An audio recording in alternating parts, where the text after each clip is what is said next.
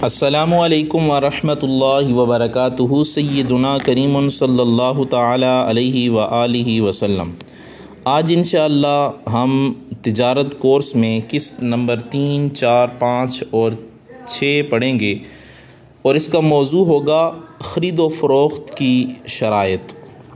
سب سے پہلے ہم جانیں گے بیع یعنی خرید و فروخت کی تعریف، اس کے بعد پھر خرید و فروخت کی شرائط، پھر جو چیز موجود اور ملکیت میں نہ ہو اس کو بیچنا، اور اس کے بعد پھر مذاق اور مجبوری کی حالت میں خرید و فروخت کا کیا حکم ہے۔ یہ تمام چیزیں آج جانیں گے۔ سب سے پہلے یاد رکھیں، جب بھی لفظ بیع بولا جاتا ہے تو اس سے مراد خرید و فروخت ہی ہوتا ہے۔ تو یہاں پہ آج کی اس کورس کی اس قسط میں جب بھی لفظ بیع بولا جائے گا تو اس کا مطلب ہوگا خرید و فروخت، یا پھر اس کا مطلب ہوگا تجارت۔ تو یاد رکھیں، خرید و فروخت، بیع یا تجارت، یہ تمام چیزیں ایک ہی ہیں۔ اب اصطلاح شرع میں بیع یعنی خرید و فروخت کے معنی یہ ہیں کہ دو شخصوں کا باہم مال کو مال سے ایک مخصوص صورت کے ساتھ تبادلہ کرنا۔ یعنی کوئی ایک مال ہے، یعنی ایک کے پاس پیسے ہیں اور دوسرے کے بعد کوئی چیز ہے، تو وہ جو ہے ایک دوسرے کے ساتھ جو ہے وہ تبادلہ کر لیتے ہیں، تو اس کو بیع یا خرید و فروخت یا تجارت کہتے ہیں۔ بیع کبھی قول سے ہوتی ہے تو کبھی فعل سے۔ قول سے یہ ہوتی ہے کہ آدمی پوچھتا ہے ہاں یہ چیز کتنے کی ہے، وہ کہتا ہے اتنے کی ہے، وہ اتنے پیسے دے کے وہ چیز لے جاتا ہے۔ پرانے زمانے میں اس طرح ہی چلا کرتا تھا۔ اور ایک فعل سے ہوتی ہے، جس طرح ہم یوٹیلٹی اسٹور وغیرہ یا سیو مارٹ وغیرہ پہ جاتے ہیں تو چیزیں وہاں پہ پڑی ہوتی ہیں اور اس کے اوپر جو ہے وہ پرائس لسٹ لکھی ہوتی ہے۔ ہم جب اٹھا کے دیکھتے ہیں اس کے اوپر لکھا ہوتا ہے 100، 200، یا اسی طرح کوئی بھی چیز اس کے اوپر جو ہے وہ لکھی ہوتی ہے کہ 100 کا ہے، 500 کا ہے، 150 کا ہے، 250 کا ہے، 400 کا ہے، 700 کا ہے، تو ہم اٹھا کے وہاں پہ پیسے جمع کروا دیتے ہیں، وہ چیز جو ہے وہ لے لیتے ہیں۔ تو یہ ہوتا ہے قول سے۔ اگر قول سے ہو تو اس کے ارکان ایجاب و قبول ہیں، یعنی ایک نے کہا میں نے بیچا، دوسرے نے کہا میں نے خریدا۔ یعنی پرانے زمانے میں اس طرح ہوتا تھا، ایک کہتا تھا کہ یہ چیز میں نے تجھے اتنے میں بیچی، دوسرا کہتا تھا میں نے اتنے میں خرید لی، پیسے اسی وقت دے دیتے تھے، وہ چیز اس کو دے دیتے، تو یہ خرید و فروخت ہو جاتی تھی۔ اور فعل سے ہو تو چیز کا لے لینا اور دے دینا اس کے ارکان ہیں۔ یعنی جب ہم یوٹیلٹی اسٹور وغیرہ یا سیو مارٹ وغیرہ پہ جاتے ہیں تو ایک چیز بندہ لے لیتا ہے، پیسے دیتا ہے، وہ پیسے لے لیتا ہے، تو اس کا مطلب یہ ہے کہ یہ فعل سے ہے، اور اسے بیع تعاطی کہتے ہیں۔ یعنی تجارت بیع تعاطی کی یہ ایک قسم ہے، اس کو بیع تعاطی کہتے ہیں۔ اس کی مزید بھی تفصیل آئے گی وہ انشاءاللہ آگے۔ اور یہ فعل ایجاب و قبول کے قائم مقام ہوتا ہے، یعنی ایک جو ہے وہ ایجاب کر رہا ہے اور دوسرا قبول کر رہا ہے۔ مثلا ترکاری وغیرہ کی گڈی بنا کر اکثر بیچنے والے رکھ دیتے ہیں اور ظاہر کر دیتے ہیں کہ اتنے روپیوں کی گڈی ہے، خریدار آتا ہے، اتنے پیسے رکھ دیتا ہے اور ایک گڈی اٹھا لیتا ہے۔ طرفین یعنی بیچنے والا اور خریدار میں باہم کوئی بات نہیں کرتے، مگر دونوں کے فعل ایجاب و قبول کے قائم مقام شمار کیے جاتے ہیں، اور اس قسم کی بیع کو بیع تعاطی کہتے ہیں۔ مثلا سبزی منڈی وغیرہ میں جائیں تو وہاں پہ دھنیا پودنا یا اس طرح جو ہے وہ پالک وغیرہ یا اس طرح کی اور چیزیں کی جو ہے وہ ایک گڈی سی بنی ہوتی ہے، یا کوئی شاپر جو ہے وہ 5-5 کلو والے بنے ہوتے ہیں، ہم اس سے جو ہے وہ اس کے اوپر ریٹ لکھا ہوتا ہے یا وہ آواز لگا رہا ہوتا ہے 50 روپے، 50 روپے، 100 روپے، 250 روپے، ہم اٹھاتے ہیں، اتنے پیسے اس کو دے دیتے ہیں اور لے لیتے ہیں۔ تو یہ جو ہے وہ ایجاب و قبول ہوتا ہے۔ بیع کے طرفین میں سے ایک کو بائع یعنی بیچنے والا اور دوسرے کو مشتری یعنی خریدنے والا کہتے ہیں۔ اب یہاں پہ قسط نمبر 4 میں ہے بیع کی شرائط۔ تو بیع کی شرائط سب سے پہلے یہ ہے کہ بائع بیچنے والا اور مشتری خریدنے والے کا عاقل ہونا، یعنی مجنون یا بالکل نا سمجھ بچے کی بیع صحیح نہیں ہے، کیونکہ وہ عقل مند ہوگا تو پھر ہی کوئی چیز جو ہے وہ خرید سکے گا، فروخت کر سکے گا۔ اگر وہ عقل مند ہی نہ ہوا تو ہو سکتا ہے کہ وہ عقل مند نہیں ہے، بے وقوف ہے، ٹھیک ہے، پاگل ہے، تو وہ جو ہے وہ اپنی قیمتی چیز بھی سستے داموں بیچ دے گا۔ اسی طرح مجنون ہے یا نہ سمجھ بچہ ہے تو وہ اپنی جائیداد وغیرہ یا قیمتی اشیاء جو ہے وہ سستی میں بیچ دے گا، تو یوں اس کا نقصان ہوگا۔ تو شریعت نے ایک مسلمان کے نقصان کو بچانے کے لیے جو ہے وہ کہا ہے کہ ان کی بیع جائز نہیں ہے۔ دوسری شرط یہ ہے کہ عاقد یعنی عقد کرنے والے کا متعدد ایک سے زائد ہونا، یعنی ایک ہی شخص بائع و مشتری دونوں ہو، یہ نہیں ہو سکتا، مگر باپ یا وصی جس کے لیے وصیت کی ہو کہ نابالغ بچے کے مال کو بیع کریں اور خود ہی خریدیں یا اپنا مال ان سے بیع کریں۔ یا قاضی کے ایک یتیم کے مال کو دوسرے یتیم کے لیے بے کرے تو اگرچہ ان صورتوں میں ایک ہی شخص بائع و مشتری دونوں ہیں مگر بے جائز ہے، بشرطے کہ وصی یعنی جس کے لیے وصیت کی ہو کہ بے میں یتیم کا کھلا ہوا نفع ہو۔ یوں ہی ایک ہی شخص دونوں طرف سے قاصد ہو تو اس صورت میں بھی بے جائز ہے۔ یاد رکھیں یہ جو شروع میں قاعدہ ہوا کہ عاقد کا متعدد ہونا یعنی ایک سے زائد ہونا یہ ضروری ہے۔ اگر ایک ہی شخص جو ہے وہ بیچتا بھی ہے خریدتا بھی ہے تو یہ جائز نہیں ہوگا۔ اب آپ پوچھیں گے کہ ایک ہی شخص کیسے ہی خرید سکتا ہے، کیسے بیچ سکتا ہے؟ اس کی مثال یہ ہے کہ ایک آدمی کی جو ہے وہ اسٹیشنری کی یا کتابوں کی یا کاپیوں کی دکان ہے، دوسرا آدمی اس کو کہتا ہے، پیسے دیتا ہے کہ یہ آپ جو ہے وہ پیسے لے لیں اور جا کے اس کی کتابیں خرید کے پھر آپ بیچ دیں۔ تو اب وہ جا کے بازار سے جو ہے وہ خود ہی کتابیں خریدتا ہے اور خرید کے سستے داموں جو ہے وہ اپنی ہی دکان پہ پھر دوبارہ بیچ دیتا ہے تاکہ میں اس کو مہنگے داموں بیچوں، تو یہ اس طرح جائز نہیں ہے۔ اس کی ایک صورت یہ بنتی ہے۔ اس کے علاوہ تیسری قسم لکھی ہے ایجاب و قبول میں موافقت ہونا، یعنی جس چیز کا ایجاب ہے اسی کا قبول ہو۔ یعنی ایک آدمی جو ہے وہ اگر چاول بیچ رہا ہے تو چاول ہی ہو، کوئی اور چیز نہ ہو، مثلا بولی چاول کی لگ رہی ہے اور کوئی اور چیز دے دے تو یہ نہیں ہے۔ یا جس چیز کے ساتھ ایجاب کیا ہے اسی کے ساتھ قبول ہو۔ اگر قبول کسی دوسری چیز کو کیا یا جس کا ایجاب تھا اس کے ایک جز کو قبول کیا، یا قبول میں قیمت یعنی ثمن دوسرا ذکر کیا، یا ایجاب کے بعد ثمن کے ساتھ قبول کیا، ان سب صورتوں میں بے صحیح نہیں ہے۔ یعنی ایسا ہے کہ ایک آدمی نے ایک چیز بیچنی ہے تو وہ اگر کہے 10 روپے ہیں اور 10 روپے کی یہی چیز میں بیچوں گا تو وہی چیز مراد ہوگی، اس کے علاوہ کوئی اور چیز مراد نہیں ہوگی، اور 10 روپے کی اگر کہی ہے تو 10 ہی مراد ہوں گے، 12 مراد نہیں ہوں گے۔ ہاں اگر مشتری نے ایجاب کیا اور بائع نے اس سے کم ثمن کے ساتھ قبول کیا تو بے صحیح ہے۔ اس کو بتا دیا کہ میں اتنے ثمن میں لوں گا اور بعد میں وہ کہے نہیں اتنے کے نہیں، میں نے تو اتنے کا کہا تھا، تو یہ بے صحیح نہیں ہے۔ بے تب صحیح ہوگی جب پہلے جو ہے وہ طے پا گیا کہ میں اتنے کی یہ والی چیز بیچوں گا، وہ کہے گا ٹھیک ہے میں اتنے کی یہ والی چیز خریدوں گا۔ جب دونوں راضی ہو گئے اور چیز وہ خرید لی تو پھر اس طرح بھی بے جائز ہوگی۔ چوتھی صورت ہے ایجاب و قبول کا ایک مجلس میں ہونا، یعنی دونوں ایک ہی مجلس میں ہوں، ایک نہ ہو کہ ایک ابھی بیچ رہا ہے اور دوسرا آدھا گھنٹے بعد جو ہے کہے کہ میں آدھے گھنٹے بعد لوں گا، ایسا نہیں ہے، بلکہ ایک ہی دونوں کی ایک ہی مجلس ہو، اسی وقت ایجاب و قبول کریں۔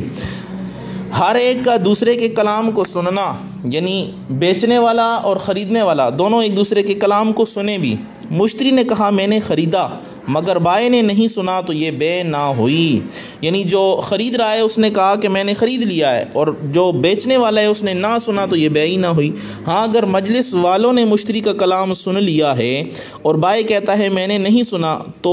ظاہری طور پر یعنی قضاءً ظاہری طور پر بائع کا قول جو ہے وہ معتبر ہوگا، یعنی جو بیچنے والا ہے اس کا قول معتبر ہوگا۔ اس کے بعد قسط نمبر 5، جو چیز موجود اور ملکیت میں نہ ہو اس کا بیچنا۔ تو یہ بھی شرائط ہیں، اس کی بارے میں بھی جان لیں کہ بیع کی مزید شرائط میں سے ہے کہ مبیع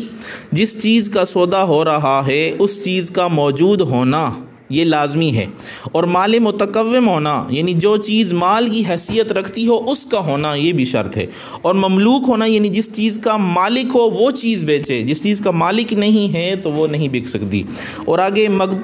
مقدور تسلیم یعنی قبضہ قدرت ہونا ضروری ہے، یعنی وہ چیز اپنے قبضے میں ہی ہو، یہ نہ ہو کہ وہ کسی اور کو جو ہے وہ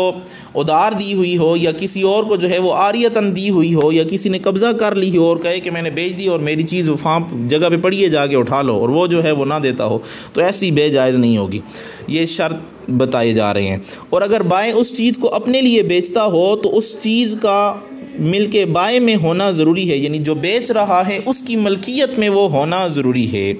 اور جو چیز موجود ہی نہ ہو بلکہ اسے موجود نہ ہونے کا اندیشہ ہو اس کی بے نہیں ہے۔ مثلا حمل یا تھن میں موجود دودھ ہے، اس کی بے ناجائز ہے کہ ہو سکتا ہے جانور کا پیٹ پھولا ہے اور اس میں بچہ نہ ہو اور تھن میں دودھ نہ ہو، یعنی کوئی آدمی کہتا ہے کہ گائے کے تھنوں میں جو دودھ ہے میں تمہیں اتنے کا بیچتا ہوں، تو ہو سکتا ہے اس کے تھنوں میں دودھ نہ ہو، بیماری کی وجہ سے وہ پھولے ہوئے ہوں، یا کہے کہ گائے کے پیٹ کے اندر جو بچہ ہے میں اتنے کا بیچتا ہوں، تو ہو سکتا ہے کہ اس گائے کا پیٹ پھولا ہو، کسی بیماری کی وجہ سے وہ بچہ ہی نہ ہو، تو اس طرح کی بے جو ہے وہ جائز نہیں ہے۔ یوں ہی خون کی مردار کی بے نہیں ہو سکتی کہ یہ مال ہی نہیں ہے، اور اسی طرح مسلمان کے حق میں شراب و خنزیر کی بے نہیں ہو سکتی کہ یہ مال متقون نہیں ہے، یعنی یہ مال کی حیثیت ہی نہیں رکھتے، یہ حرام چیزیں ہیں۔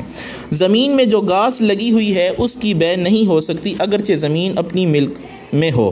کہ وہ گھاس مملوک نہیں، وہ ایسی چیز نہیں ہے جو بیچی جائے۔ یوں ہی نہر، کنویں کا پانی، جنگل کی لکڑی اور شکار کے جب تک ان کو قبضے میں نہ کیا جائے مملوک نہیں، یعنی جب تک وہ اپنی ملک نہیں ہی ہوگی اس کا جو ہے وہ بیچنا جائز نہیں ہوگا۔ یہاں یہ بھی یاد رکھیں کہ ایک خاص قسم کا کچھ لوگ جو ہے وہ گھاس